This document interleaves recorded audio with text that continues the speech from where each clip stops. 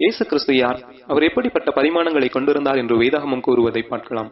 முதலாவது பரிமாணம், அவர் கடவுள். இயேசு கிறிஸ்து ஆதியிலே கடவுளுடைய வார்த்தையாக இருந்து மனிதனாக இந்த பூமிக்கு வந்தார். திரித்துவத்தின் இரண்டாம் நபர் இவரே. யோவான் 1:1 சொல்கிறது, ஆதியிலே வார்த்தை இருந்தது, அந்த வார்த்தை தேவனிடத்தில் இருந்தது, அந்த வார்த்தை தேவனாயிருந்தது என்றும். இரண்டாவது பரிமாணம், தீர்க்கதரிசி. இயேசு ஒரு தீர்க்கதரிசியாக இந்த பூமிக்கு அனுப்பப்பட்டார் என்று மோசே உபாகமம் 18ஆம் அதிகாரம் 15 முதல் 19 வசனங்களில் இயேசு ஒரு தீர்க்கதரிசி என்று சொல்லியிருக்கிறார். மூன்றாவது பரிமாணம், நியாயாதிபதி.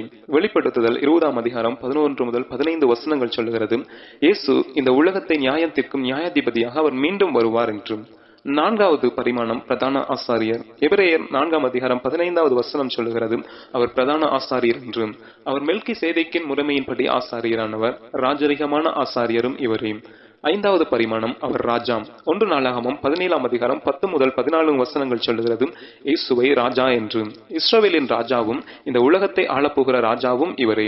ஆறாவது பரிமாணம், அவர் சிநேகிதன். யோவான் 15ஆம் அதிகாரம் 14வது வசனம் சொல்லுகிறது, இயேசுவை நம்முடைய சிநேகிதன் என்று சொல்லுகிறது. இயேசு நமக்கு நம்முடைய வாழ்க்கையில் ஒரு நல்ல நண்பனாகவே நம்மோடு கூட பயணிக்கிறார். ஆமென்.